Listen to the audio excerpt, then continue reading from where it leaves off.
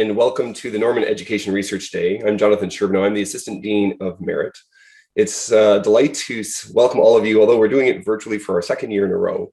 But we're so encouraged that you can be here to share in the conversation we're having around health education scholarship, to see some of the work from colleagues and see some of the works in progress, and to engage in a conversation around health professions education and health professions education scholarship. Before we move to opportunity to engage with our plenary speaker, I think it's important that, particularly as we've recently heard of the horrific discovery of the bodies of children near the Kamloops residential school, that we are thoughtful about the role that we play as a university. We sit on the traditional territories of the Mississauga and the Haudenosaunee under the Dish with One Spoon Wampum Agreement. I think we need to all reflect for a moment and understand what is the responsibility that we have, what is the responsibility that our university have, and how do we move forward to bring truth to this terrible revelation, to bring reconciliation to First Nations people, and to understand what our role is.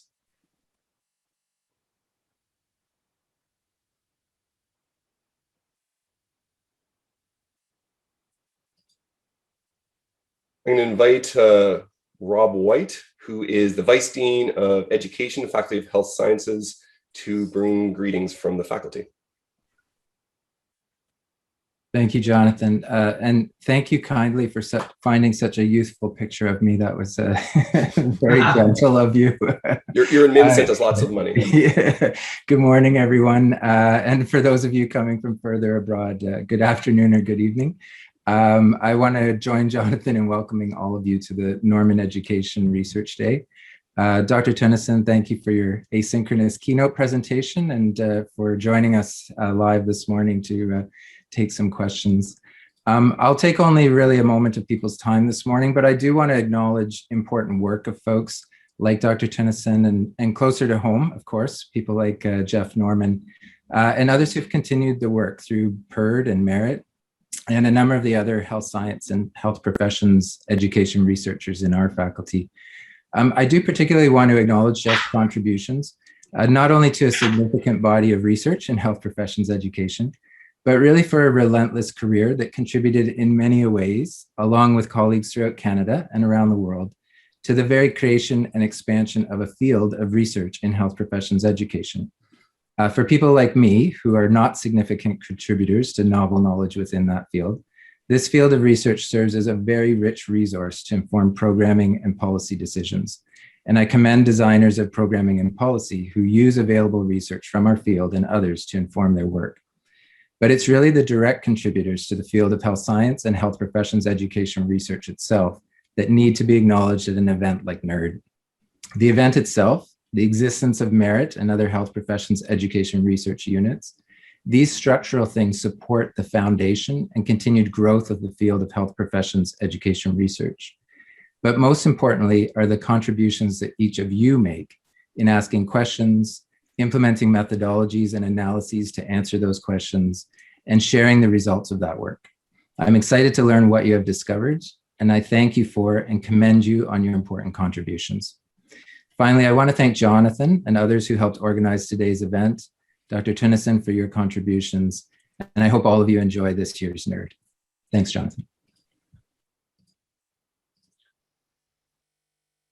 I'm hoping and presuming that many of you know where all of our information is for the course of this day. normanresearchday.ca is where you'll find our schedule, find links for some of the breakout rooms. We'll have some FAQs if you're troubleshooting some of the challenges that you're having navigating this virtual meeting.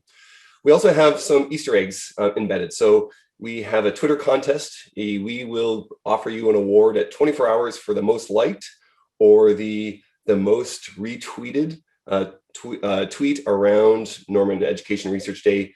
You need to use the hashtag NERD2021.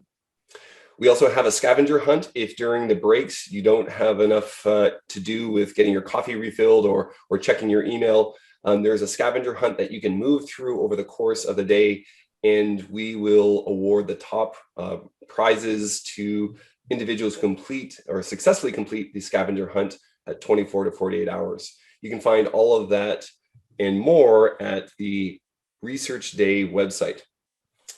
And before I introduce the person who's going to introduce the person, a big thanks to the MERIT and HSED administrative staff, Samantha Applewhite and Mohammed Hassan. They have worked tirelessly to rejuvenate this conference that we've had in person past years and have built on the success of last year's virtual conference to make it even more successful today. I think on behalf of both myself and Lawrence Grierson, the director of the master's program, this research day would not be a fraction of what it was left to our own devices, and we're really grateful for all the work that they have done. And we're also grateful for all of you to join us and be a part of this community, sharing your work and your scholarship for more public dissemination. With that, I'd like to introduce someone who in our community probably needs no introduction, Dr. Geoff Norman, whose I think most illustrious accolade is that we've named a day after him, which is Nerd Day. And I think that's very appropriate, and further ado is not required. Geoff, please welcome to our Nerd Day 2021, and for your introduction of Dr. Tunison. Thanks very much, Jonathan. Thanks to everybody. Just to set the stage for Nerd Day, I have a few props. You'll notice that one tie is buttoned, or one collar's buttoned, the other's not. And I went through my cupboard last night to find absolutely the nerdiest tie I had in my collection. So, and the horn-rimmed glasses came easily. Anyway, here we are. I'm delighted to be able to introduce Pim Tinison. He's an astonishing individual. Really, he's quite a remarkable guy. First of all, he's a member of an elite in our field in that he has both an MD and a PhD. But he's a member of a super elite in this field in that he's one of a few people who manages to combine what appears to be a full-time career as a physician, as an obstetrician gynecologist specializing in maternal fetal health, along with another full-time career as a researcher. This happens at an administrative level. He's the chair of the Department of Educational Development at Maastricht, similar to Jonathan's role, although I think he has about 5 times as many faculty to worry about. And he's an astonishingly productive researcher. His biography refers to 100 papers in workplace-based evaluation. But I Google searched him and found that in 15 years, he's cranked out 205 publications. That is frankly terrifying. And it's not simply that it's quantity that he's good at. He's really good at quality. He's really carved out a niche. He's one of the icons in the field of workplace-based evaluation. He really has contributed all sorts of thoughts to the field. And what I particularly like, he's not only an icon, he's also an iconoclast. He, alongside a few other people, and Jonathan inevitably, and Teresa Chan come to mind, has really had the courage to take on some of the aspects of this latter-day religion and challenge some of the fundamental assumptions. If you've seen his talk, as I hope everybody has, you'll notice that some of his research has frankly taken on some of the most cherished beliefs around the importance of non-cognitive factors, for example, and shown that much of the rhetoric is found wanting when you go to the workplace and see what's actually happening. That, I think, is remarkable. And it's not surprising that he's very much in demand. The one thing that I'm afraid we won't get to see today, which is really unfortunate, is that amongst his many other skills, he has an astonishing, unique ability to work an audience. I mean, if these were older days, Jay Leno would be nervous because Pim is, frankly, I've seen him have an audience in stitches. And that doesn't interfere with the fundamental and very thoughtful message that arises. But I'm delighted that he's here. My only regret is that he's here by Zoom and couldn't be here in person, because the value added would be terrific if we could shake his hand and take him for a beer later. So go ahead, Pim, take it away. Congratulations for being here. Thanks for that introduction. And Pim, thank you so much that you have virtually visited with us today. For all of you, you've had an opportunity to review his video. I watched it last night and my kids kept poking in and wanted to see what I was up to. If you have missed that, apologies. You will have an opportunity to go back to our YouTube channel perhaps later in the day. And so for the next 35 minutes, this is an opportunity for us to enter into immediately the question and answer period. And so you are able to raise a hand function I can't see everyone on my screen because we're now at close to 90 participants. So that's an option, but we'll also take questions into the chat. Pim, I'm going to monitor that to the best of my ability, but I'll have Lawrence pipe in as necessary, and Samantha give me a tap on the shoulder in case I've missed a question. I would summarize, and this is the danger, I would summarize your talk in the following way, and I'd welcome for you to push back and maybe expand upon the major theme, is that when we have tried to integrate theory into the workplace, particularly in this era of competency-based education, we have a model that we believe is very effective, that will lead to all the changes in our educational programs. And yet, when we look at the empiric research around it, the first answer we discover is that the intended curriculum is not matched to the intended outcomes in our learning. You raised some issues around how EPAs are perhaps not operationalized or used by learners for learning. You've talked about where are the intrinsic roles. And you've suggested that the answer is not insufficient faculty development, but that the alignment of our educational design may not, in fact, be leading to the use or the adoption or the influence on our learners in the ways that we might have assumed. And use this great metaphor of architecture, that we've built a house and we failed to integrate the essential features in the right way. And the metaphor you said is, rather than using staircase in the center of our building, where it can be an architectural style, promote healthy living and activity, all of us are heading immediately for the escalators and the elevator trying to get to the top floor. Would you refine kind of your major thesis in any kind of specific way? Thank you very much, first of all, for inviting me. Second, for the wonderful introduction that Professor Norman gave. And it is a real honor to be able to engage with you, even though it's online. And to your question, Jonathan, I think that's a very good summary of my main message in the presentation. It is about the challenge of our underlying concepts and ideas, and how to find ways that enable us to make sure that those ambitions that we have support learning, and support learning in practice in particular, in the way that we are aiming for. And I think it's a particular challenge because if you're going through that process, there's always the question, do we have the right concepts? But is the issue how we're translating, how we're implementing those concepts into practice? Do we need to explain people the concepts better? Do we need to support them more? But as you're doing that, and as you're learning from that interaction between theory and practice, and that's where research comes in, I also feel it's very important to be open to challenge your own underlying concepts and ideas, to challenge the underlying theory. And that gives a very dynamic process in which we need to keep an eye on the ball. What are we trying to achieve? And I think that with competency-based medical education, the aim is to make sure that we improve healthcare and that we do better for our patients. And that remains the challenge. So yes, that's what I, from the angle of curriculum design, addressed in my presentation. Thanks for that. I'm going to take a question from Amy Cool in just 1 second. So the first reflection I had as I watched your presentation is, I'm so pleased that we are not involved in a live debate. The last time you and I took a stage together was at CCME. We debated much of the design and the essence of CBME. And as I recall, I got a round thumping from you. And so I'm quite pleased that I don't have to do that again. And this time I get to facilitate the questions, cherry pick them in some kind of capacity. And so I'll turn to Amy. Amy, what's your question for Pim? Hi. So in your talk, you said if we focus, my name is Amy Keel and I'm a project officer with the MERIT group.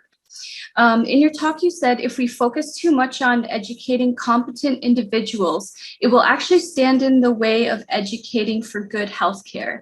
And is that because the education system will focus too much on that individual sphere and not as much on the healthcare, patient, and team spheres?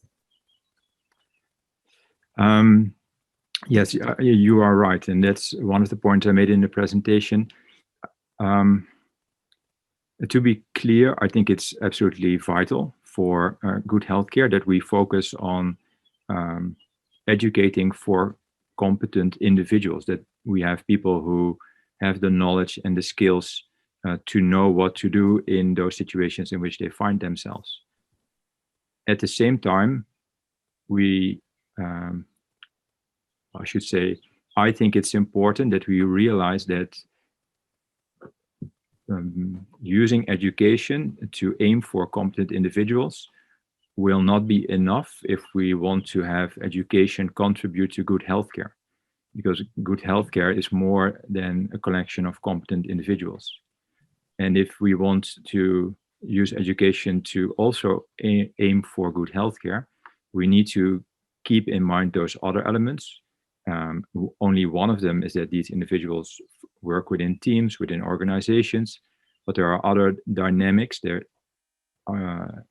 There's the socialization aspect, the fact that we need to be mindful of their sustained well-being so that they can continue to work in their profession during their career, the fact that they need to be able to contribute to the development of their profession through research, for instance, through leadership, through other aspects. That if we would only focus on the competent individual, those collective and organizational and professional socialization issues not only tend to go towards the background, but it can even stand in the way of helping people to function well in those domains. And I think a very obvious example, but it's almost a too stereotypical example, is that for an effective team, you do not get there by putting a lot of competent individuals together. And the risk in our educational, in the way in which we translate our educational ideas to the pedagogy in the workplace, is that it all supports explicitly but also implicitly that if you function well as an individual, we are on the right track with our educational efforts. Does that answer your question? Yes, thank you. Can I ask a question back, Jonathan? Or sure. Because does this? What's your opinion on this? Is this something that you recognize, or do you see this tension as playing out in your environment? Amy, I think that might have been a question for you. I'm happy to take a.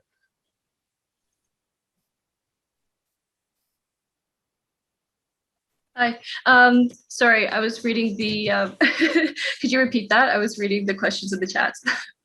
No, well, my main curiosity is, well, you asked the question, but I'm also wondering, is this something that you recognize in your own practice, this tension, or is this an issue that you haven't seen as such? I'm relatively new to the area of medical education, so I'm not an expert in this area, but I wondered like if that was one of the main issues, if then it's possible to change the EPAs and the core competencies to then include those other spheres, the healthcare team sphere and the team and the patient, and if that could help address this issue that you identified. Yeah, and I think looking at some of the other questions in the chat box, that there are some related questions. Am I right, Jonathan? Yeah.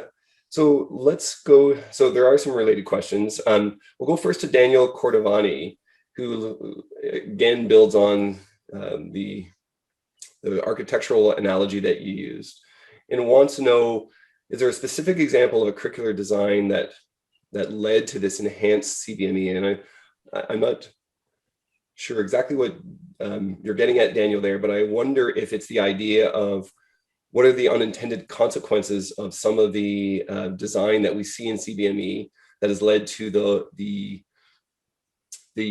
uptake of certain practices by learners, which may not be optimal for their own particular learning. And apologies if I'm editorializing too much there.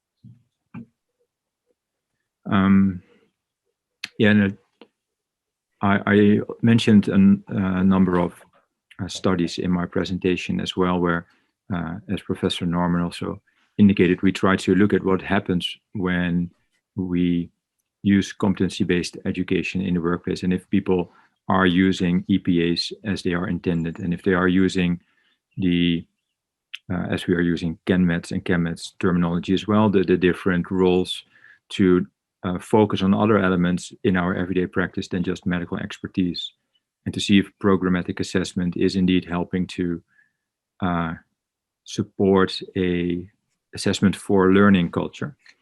And there are moments and areas and places where that happens, but we also see the unintended effects where there's a lot of focus on medical expertise still. If we need to make decisions about the level of responsibility that we give to our residents, the argumentation is often not based on elements other than just expertise in terms of years, months, or medical elements, instead of communication, collaboration, leadership competencies.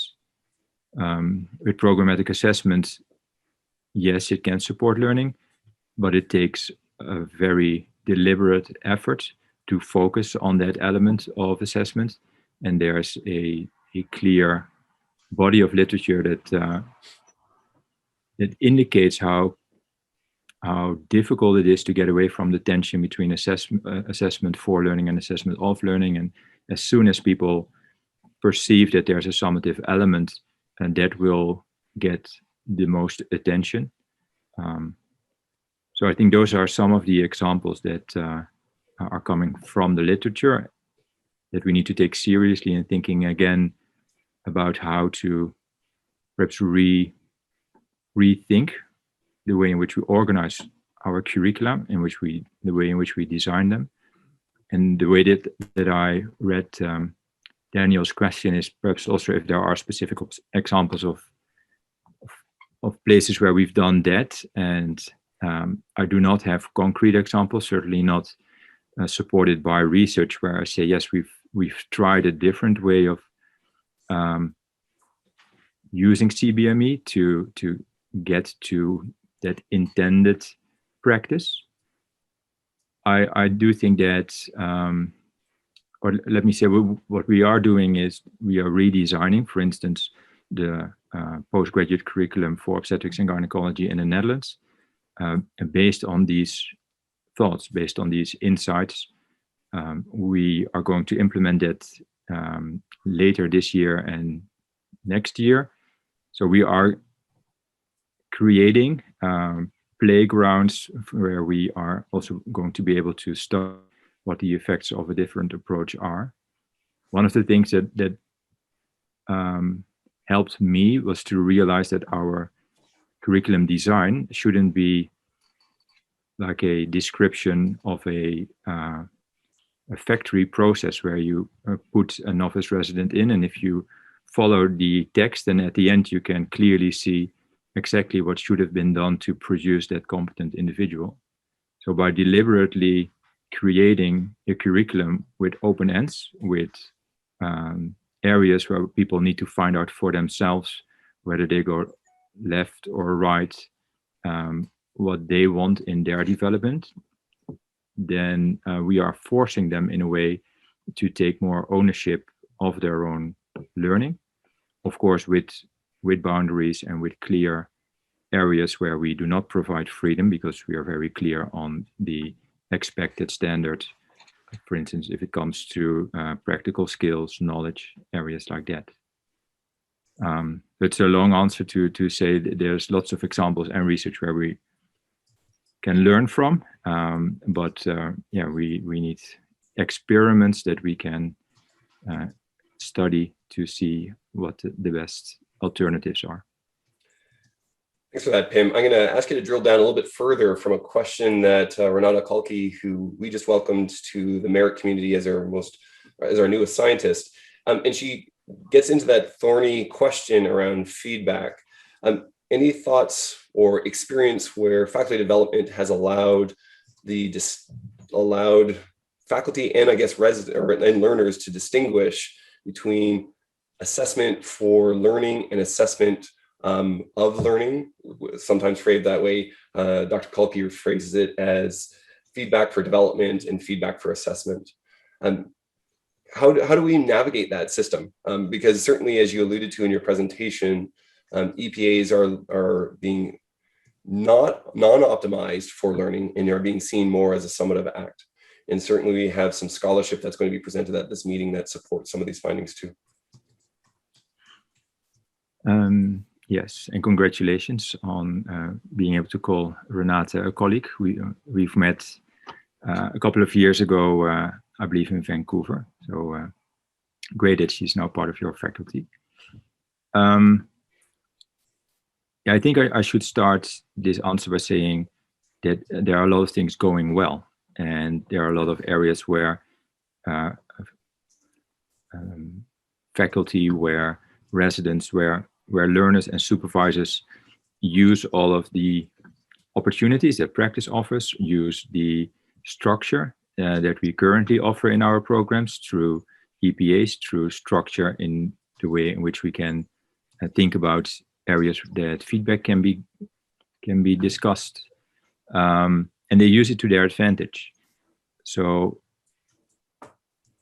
from that respect, although there are areas for improvement, I do think that in everyday practice, we see people often already finding that there are specific tasks where they need to talk about what is the required level of competence that I need to work towards. And that's often on clear clinical procedures, surgical procedures. And there's a number, or there's a level of independence attached to those tasks, but it's their development as a person, as a professional, that they also talk about with their peers, with their supervisors. We see lots of places where they've implemented coaching, which is a growing topic of research in our field as well. Places where mentoring is important in the educational system. And in those domains, the feedback conversation changes, because the topic of the feedback conversation is more ongoing development, is ambitions towards the future, and it's supported by a more longitudinal relationship between the learner and the coach, the mentor, or the supervisor that you search out for conversations like this. So I think there are lots of positive examples to find in our everyday practice. And my main point is not that things aren't going well at all, but as we are using CBME for many years now, we need to close the feedback loop and learn from those areas that aren't going as well as we want to. And perhaps we should distinguish more also in our programs between areas where we can be very clear about the norm that we're striving towards, and areas where we want to see development, but where there's much more freedom for people to decide in which direction that development can take place. And by changing our education, our supporting structures, we might change the conversation in the workplace as well. I'm going to try to pull together a couple of themes I see from comments here. Mm-hmm. One of the ideas that you raised in your talk was the idea of how do we make learning safe and attractive? And you juxtapose this against and this is my interpretation, so please correct the interpretation. The unit of intervention in our education systems is the individual learner. And the unit of concern in our health system is the team. None of us practice in isolation. And so we have these two systems that might be misdesigned for integration together when we are looking for a process by which we can optimize learning within that system. Can you unpack that idea, specifically around some of the questions raised here around from Bronte, Johnston, and Gada Fadul?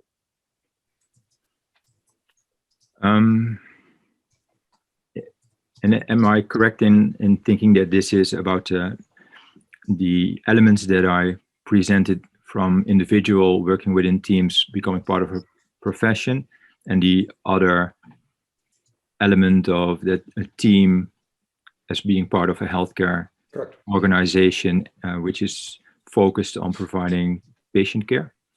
Mm-hmm. That's the domain, yeah. That also speaks to our current, or that I think that within education, our perspective is mainly on that individual that we're trying to educate to become a competent individual within a particular field. If we look at the situation in which they are then being placed, in which they function, it is actual healthcare practice, and there are lots of other elements at play there. Moreover, as an individual, they have agency, they have their own ambitions. They do not just want to become another gynecologist or another general practitioner. They want to become part of their profession, probably be good at it, but also contribute to the development of that profession, have their own personal ambitions. And they need to be able to do that while fitting within a team, contributing to the overall organization, trying to improve it, and making sure that they keep in mind that at the end of the day, it's individual people, patients, that we are trying to support, look after, and help in their moments of need. And it is the different tensions within that entire system that I think education should concern itself with more, because from our educational understanding about not just what individuals need to develop and grow, but also about what teams need to be able to function, we could broaden our perspectives, but also the domains that we feel responsible for, and see that entire healthcare practice as a learning system that we are trying to support. One of the main means is by making sure that we have a curriculum design for residents, for nurses in training, for physiotherapists, for all those who are officially labeled in training, that support not just their learning, but everyone's attitude of together trying to become better. And I think that as educationalists, we could see if we can make much more connections with the hospital system and people that have as their responsibility quality improvement. Because they too are trying to make patient care better. They use different instruments, but at the end of the day, for them too, it's having insight through observation, data, and thereby creating feedback about how the system is currently doing, how people within the system are currently doing, and using that to see where improvements could lead to better patient care. So a more integrated approach where we use the opportunities within practice, where we use the tools that curriculum design offer us, and where we align them with the ambitions and the tools used within hospital environments or healthcare environments and quality improvement, I think is important to get to that place where education and all those other elements really lead to better patient care. One of the questions sent directly to me was around your statement, trust motivation for learning.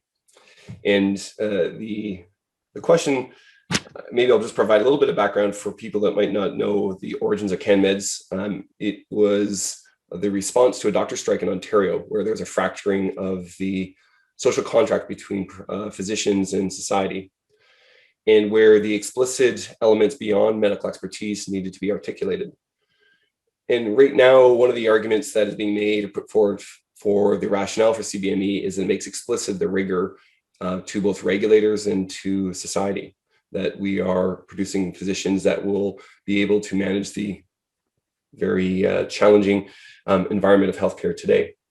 And so the question really gets to how do we balance that need to show rigor and yet trust motivation for learning? It sounds great, but what does it actually look like in practice?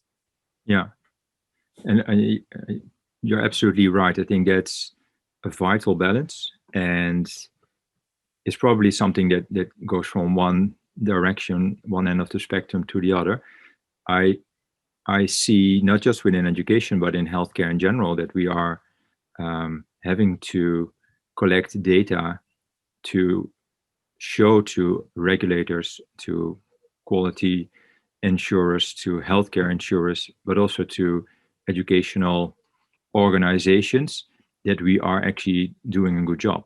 And to some extent, that is important and necessary. But if you go too far, people will make sure that they do what the system requires. They will fill out the forms, collect the data, but only to the bare minimum requirements, because they don't feel it actually contributes to their main job, which is working together to provide good patient care. And that they are motivated to work together to provide good patient care is something that we need to acknowledge. We need to explicitly create room to allow them, within that responsibility that they have as professionals or professionals to be, to make decisions that they think fit what works best in that situation, without always having to justify that. And that level of trust, I think, is important to balance, because that level of trust also allows people to feel responsibility for what they do, that together they are responsible for the learners that will leave their practice. And if a learner that was trained in their practice goes to some other place and then dysfunctions, they should feel responsible as educators too. And not say, well, but we did tick all the boxes, so we did do a good job after all. No, they didn't. So yeah, that responsibility should be something that motivates people because it gives them room, and should be something that we allow them as a society, but should be balanced with judiciously capturing some of the things that we are doing in rigorously training future professionals, to show to those who aren't part of that system to be reassured and convinced that we are indeed that it's justifiable that they allow us that room to make those decisions. I know it's early days. Can you talk a little bit about what your anticipated obstetrics and gynecology reboot will look like around this element of autonomy and greater learner responsibility for their own development? What it will look like in practice, understanding that it's nothing is finalized at this point. No, it hasn't. Well, the development of the curriculum has just been finalized, and in 2 weeks it will be hopefully approved by our Society of Obstetrics and Gynecology in the Netherlands, and it's taken quite a long time to develop. So a lot of residents, gynecologists, obstetricians have been involved in the development. And what I expect is that there will be a clearer distinction between the requirements that everybody should be working towards in terms of the EPAs that we've defined and the level of independence that they need to make throughout their training within those EPAs. And at the same time, the other domains of development that we want them to be mindful of, which range from aspects related to their personal development, but also more medical legal insights, innovation in medicine, women's health issues. And I see that for a number of supervisors, residents, program directors, they say this is great, this is what we've been doing already, but for particularly those topics that we've captured under themes, before they used to call it extracurricular activities, which I thought was a bit of a shame because they are very important for the development of those individuals. And they are also part of what we want within the curriculum. So we are enabling them to show that they can create a curriculum that's richer than only EPAs. I also see that there are quite a number of people who feel lost because they were quite happy with a lot of guidelines, very clear criteria, and they did use the current curricular program as a sort of a tick-off box, and they don't know what to do now. They are either not used to having to take that responsibility and be much more self-directed, or they find it a bit scary. So it will mean, and we are working on that now, that there's a new round of faculty development, a new round of residency development on how to make optimal use of the learning opportunities of your practice in light of our national curriculum. So I feel that our current competency-based program, our current EPA-based program, has enabled us to get to this point where we have people understanding the importance of educational principles, of providing feedback, of direct observation. Everybody knows what an EPA is because they've been working with it.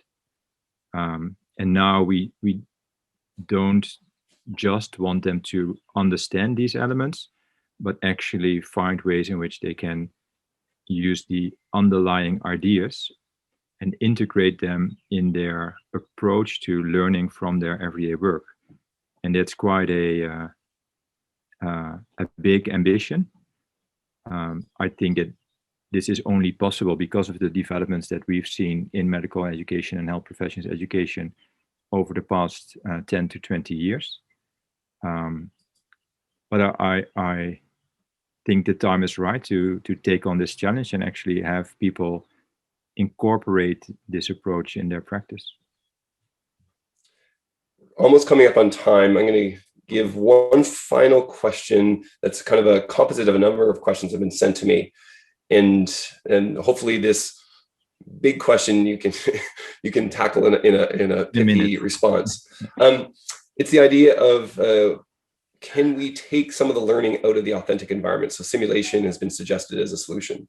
What are your thoughts? If we want learning to be authentic, and then we say we need to disambiguate it from the authentic clinical environment, what are the trade-offs that we're wrestling with? Where is it appropriate? Where is it potentially giving us false reassurance, but is not actually demonstrating the acquisition of competence? Well, it's easy to come up with all sorts of applications where it doesn't work, but I don't think that's the point. I think that as a tool, simulation can be very valuable, and it is already very well used in a number of areas. Obviously, to help people prepare for authentic practice, I think it's also an invaluable tool for the more collective aspects of our work, where you can stop and pause what's going on and talk to a team in a situation what they're doing. I think another element that we can use simulation for even more is that it's an opportunity not just to learn people how to deal with particular clinical scenarios, for instance, but also to help them learn from practice. So run a clinical scenario, a simulation scenario, and then not just talk about what went well, what could go better, but also if this would happen in your actual practice, then how would you organize a quick team debrief or another moment that enables you as a team to learn from what just happened, and to incorporate that in our simulations, connects those settings to the authentic settings, and would lead to hopefully a situation where a hybrid, a combination of those settings actually supports learning in both circumstances. Thanks, Tim, or thanks, Pim. We've had so much rich conversation. Your presentation really caused me to challenge, and I think my kids came in last night to see what I was watching because I started talking out loud to the screen and to you. I'm really appreciative that we didn't have to do it on stage again, because as always, I leave with more questions than answers. I want to thank all of you for engaging in this conversation. I think the most fitting attribute that people have been challenged is that Geoff has taken off his tie, perhaps because he needs to wrestle with some further issues. We really appreciate your feedback. If you go to normanresearchday.ca, at the bottom of the page, we will you can send us feedback on this session and everything else. At 10 o'clock, you can start joining some of the parallel tracks, and then you can join us back here for the concluding presentations at 12:50. I want to thank all of you for joining and for sharing with us, and I look forward to seeing you in some of the sessions. I look forward to seeing your tweets on Twitter and for seeing your answers to our scavenger hunt. Dr. Tunison, thank you so much for joining us live from across the Atlantic. Enjoy the rest of your morning, everyone.